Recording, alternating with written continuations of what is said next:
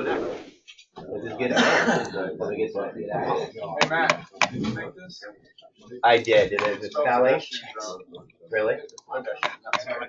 Pedestrians. Listen, We're I stayed up late pedestrians here. doing this, so any spelling errors, I'm sorry. Okay. Where's that remote thing? Right there, yeah. Okay, good morning. This is this picture was taken in Linden this year. The guys leaving the Signal project.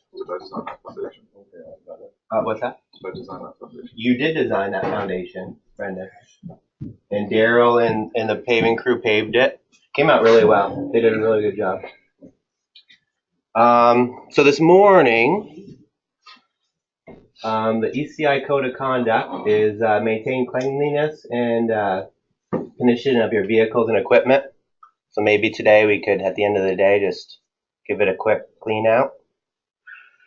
So Monday morning, you hop in and you're ready to go. Safety news. We've had 44 days without a recordable injury, which is great. We're cruising back up there. Let's keep up the good work. And we did have a few incidents this week. We had 2 vehicle damage reports. And we had 1 unrecordable injury. First aid, unrecordable. But yeah, let's keep the trend going and move forward. So today we're going to be talking about vehicle backing. Sometimes we don't really think about it a lot. We drive in, we back in, you pull up on the job site. You got to pin the hook on the back. Yeah. Both mirrors. Use both mirrors. Yep, exactly. Even the one in the middle. Even the one in the middle, yeah. And a lot of times we're in such a quick hurry, running to get parts, whatever. We don't really think about things. So little statistics here that I found very interesting. 2017, this year, we've had 19 vehicle accidents reports. 19. And how many out of those 19 do you think were backing related? 10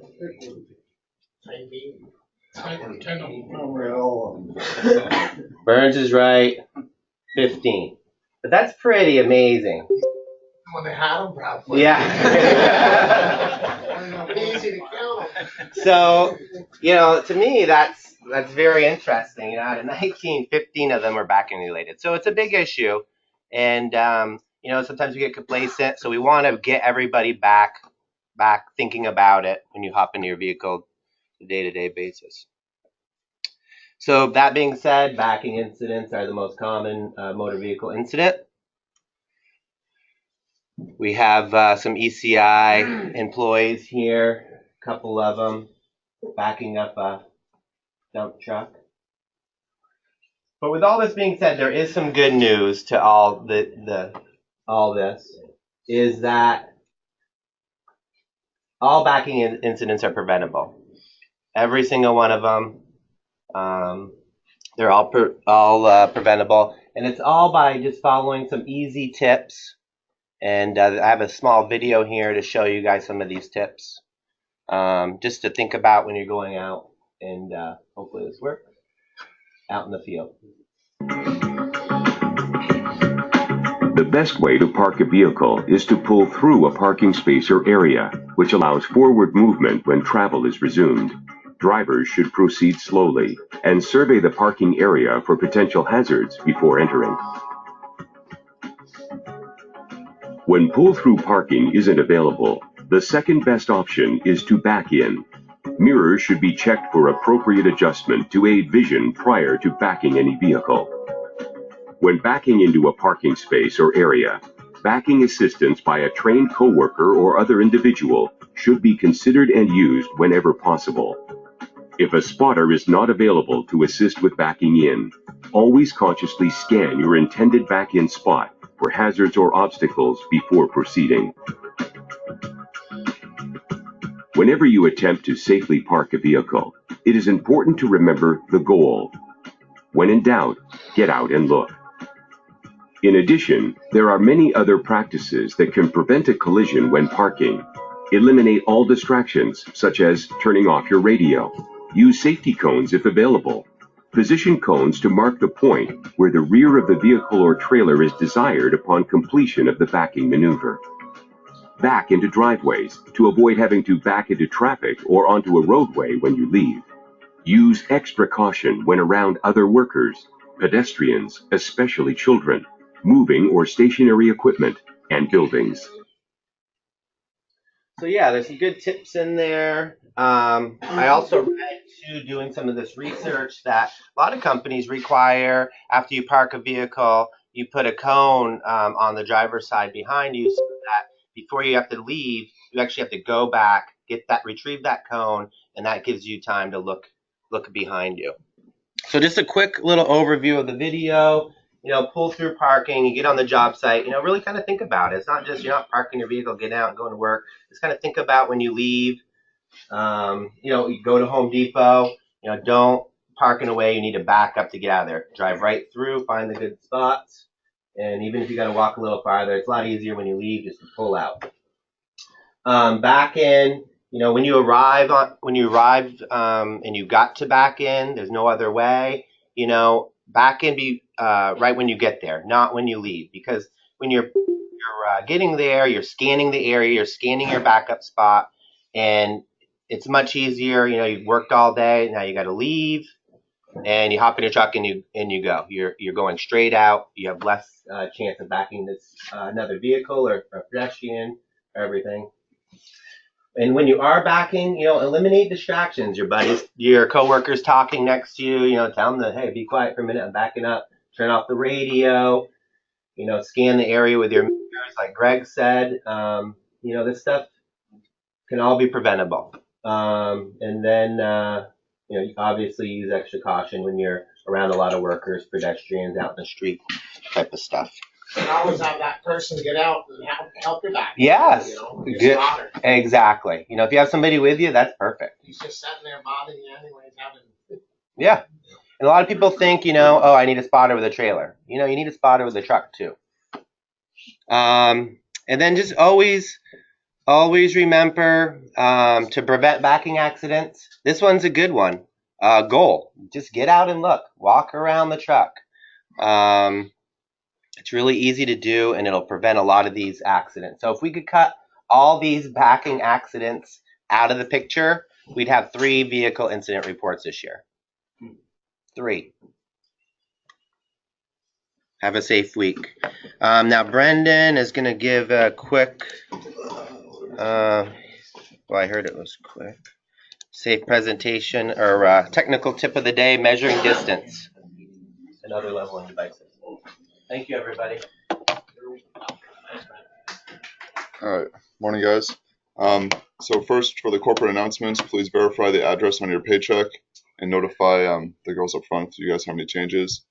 For technical tips this week, Ken wants to continue on with the measuring devices and with lasers and whatnot. So this week he wanted to talk about the pipe laser.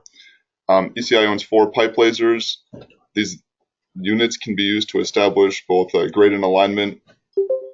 You're installing pipe, and he makes some notes here that you can also check the grade of your sub base by seeing where the laser falls on your shovel or tape measure or other devices.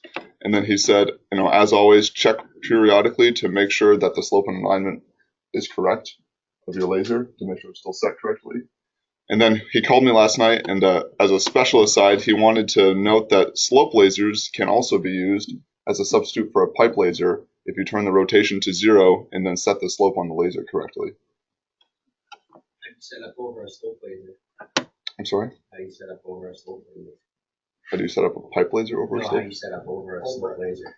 I don't understand what you're asking. Well, if you were going to use it as a pipe laser, you set up over it to get your alignment. That was the part that I was Mostly for grade, I guess. Yeah. You use it, right? for alignment would be the challenge, because you can't put the laser in a specific spot like you can with a pipe laser, and that was a question that I had You have after. to use a transit. Just Yeah. a transit. But You always have a transit set up anyway. well, yeah, that's how you set up over a pipe laser. But can you aim the slope laser if you're going to use it like that? No, you'd have to use a transit to align your pipe.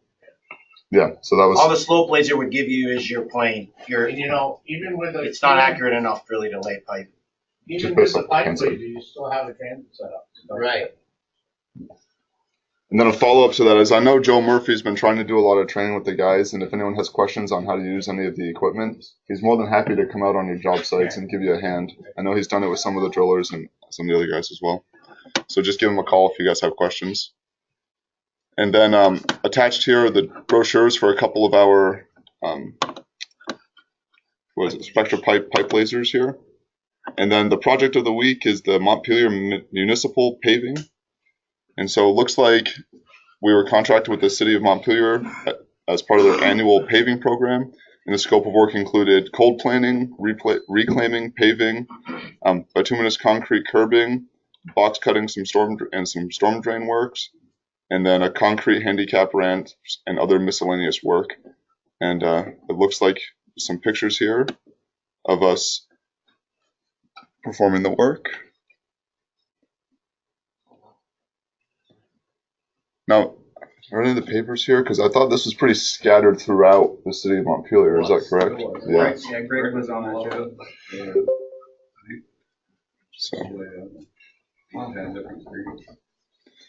So then from the archives, this is the Bovat Road Verizon Cell Wireless Tower in Georgia, Vermont. Who's that guy? Looks like he's 10.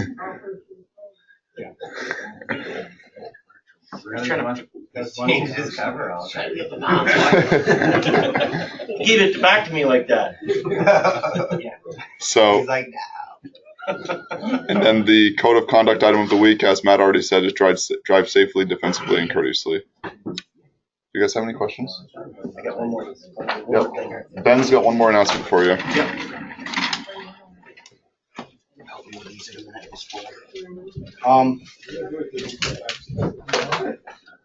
I have some forms that we need to fill out, and this is for our ERISA documents. Right now, every so often you'll get documents in your paycheck related to, let's see, it's Employee Retirement Income Security Act of 1974 requires us to give you information on your retirement income and any changes to the plan. So a lot of times, remember when your paycheck, you get this thing, you look at it, it's a whole bunch of little mini writing. Some of you guys probably don't even read it. What we like to do is start pushing some of this stuff out and just emailing it to you, either to your company address or to your home address. But in order to do that, we need to fill out a consent form to do that for you. The girls would like to do that for everybody, but also, so if you don't want that to happen and you want to continue to receive them in your paycheck, you can just fill out the back. Just check this box that says I want to opt out. But it would be really helpful for us if you guys could. You can read through it. You can keep it. Bring it back to us. We'd like you to just read through it. It basically says I'm giving, ECI consent to email me these documents in a digital format. So we'll pass these out. If you can fill them out today, that would be great. If you know your home address and you'd like them to go there, there's a place for your email address that you'd like them sent to. So is there any questions on what this is? Okay. Yeah. Okay. So, all right. Well, let's get the checks out, and we'll hopefully maybe we got some more pens. We can fill some of these out now. It would be great. I'll have I'll put these. Not sure. That's it. I'll take one of those. Yep.